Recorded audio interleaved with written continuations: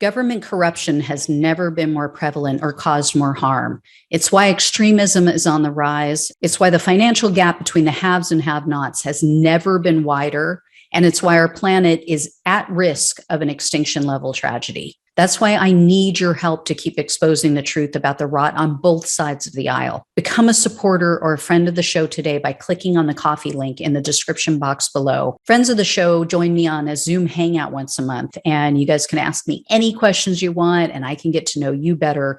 But the most important reason to help is to keep the show alive.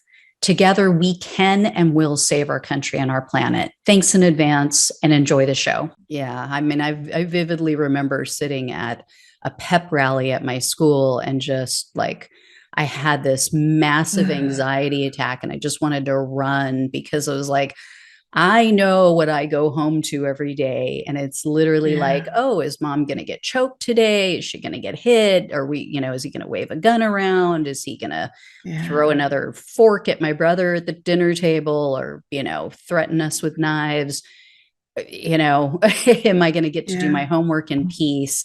And here's, these cheerleaders on the stage, like throwing around pom-poms. And this is supposed to be important, and it's like very hard to relate to people that have not been through those things. Very hard.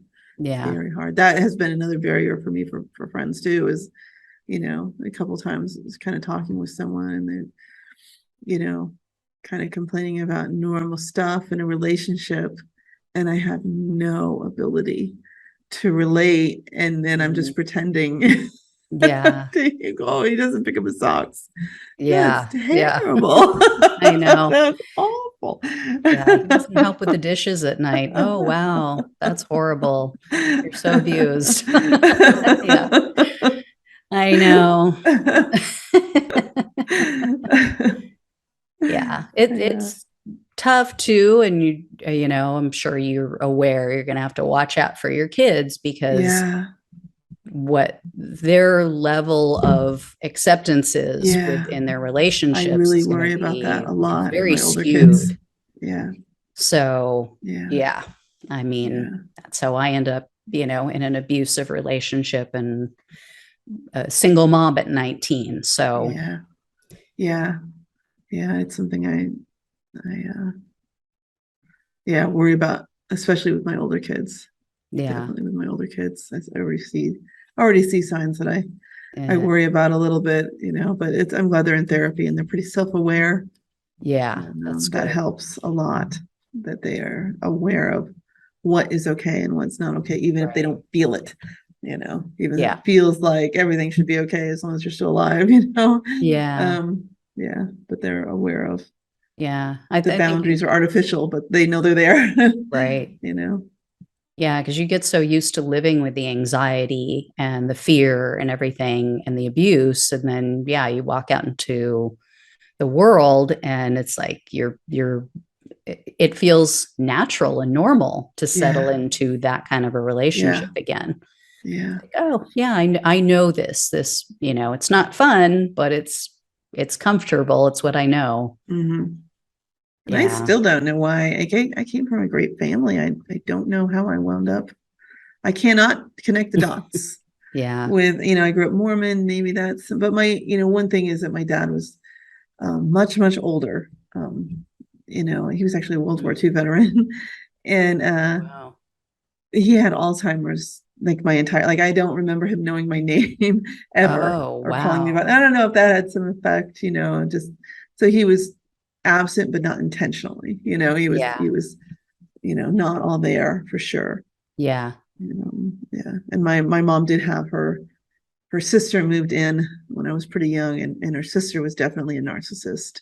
And I think that probably had a huge factor in my life, because my mom was so busy with running a business and taking care of my dad, and I had a lot of influence on that. But other than that, I have a really hard time. Like, why was this okay? Why did I think this was okay? I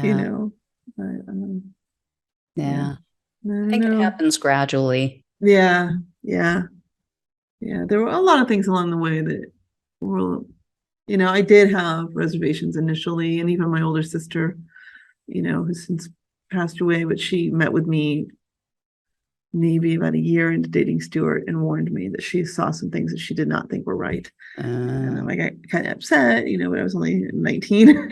Yeah. Oh, she just doesn't understand,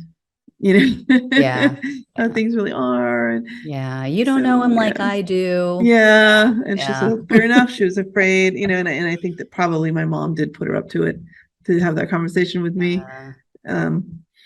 But yeah, that was probably the one time. And then I did have some reservations even a couple months in, and I really thought I might break up with him. And then he shot his own eye out in an accident, and that changed everything. I just felt bulldozed and pulled in like a tidal wave, his family's on the phone with my family, and giving updates from the emergency room, and just pulled into the whole family of his almost from that moment on. So maybe that's enough. I don't know. I probably spend all day trying to figure out how I screwed up my life so profoundly. Maybe it was because of your father's health issues that you wanted to help your dad. You couldn't. You wanted to save him, and so maybe you put that on Stewart, and he became your project to try to help and fix. And and I think Stewart heavily targeted me, for my personality type, and then also my family. They were pretty established. They had a nice business, and they were, they own their own home, and none of that helped me in the end. It's just a whole complicated mess. Another family member wound up with my mother's house and sold it within days of her death. And oh my God. And everything she owned, took her house, took her car. Oh my God. So, how horrible. Yeah. It was just another complicated situation. But I think that he saw that and thought maybe that was something that would help him. That was something he could help himself too. I think that's possibly it. So I don't know. Well, hopefully he will be found guilty soon, and it will be a very happy it's a tough October. Charge. I mean, it's something that's difficult to prove, and so I'm nervous about that. I was pretty happy when I realized how strong the destruction of evidence charges were, because I was really nervous about seditious conspiracy being. I think they will get him on something else. It's a more sure bet than the seditious conspiracy charge. So I feel pretty good about that. I think that's open and shut, and that's at least a few years. I mean, I know I should be altruistic and just I need, focus on what's best for the rest of the world. But honestly, my brain is I need to get my 8-year-old up to 18 years old. That's why I need 10 years. I need my wife for 10 years. That's understandable. I mean, he's a dangerous man. So, Oh boy. Yeah. And you hope, they're not going to give him time served, and but, he's been in a year now. But who knows what else is going on behind the scenes that we don't even know about right now, with all the people who have flipped, and I'm sure they're not putting everything out. To the public. Has been a lot going on in this case in the last few days, even. Oh, really? I can't tell when it is. It's not public, but there's been, I think it's something like six different things filed back and forth, and one of them was called, I think it's HSD, which means highly sensitive document. So I don't know what that means. And he had a hearing last week, status hearing, that was vacated at the last second. I was on the line waiting to listen in, and they vacated it. And then all this stuff was filed day after day. Everybody's filing, filing motions and answers to motions, and a lot of activity. I don't know what it means. The trial's coming up next month, right? And so I'm sure that's part of it. But so that's probably some of it, but I was really interested. I mean, there's two groups of oath keepers. They're being tried in two separate groups for space concerns. And so his co-conspirators are, I think it's total about 4 or 5 of them. I think about 4 of them. So that are being tried with him. So everything that's being filed it could be any of those other people too, not just necessarily him. But it could be that somebody has flipped.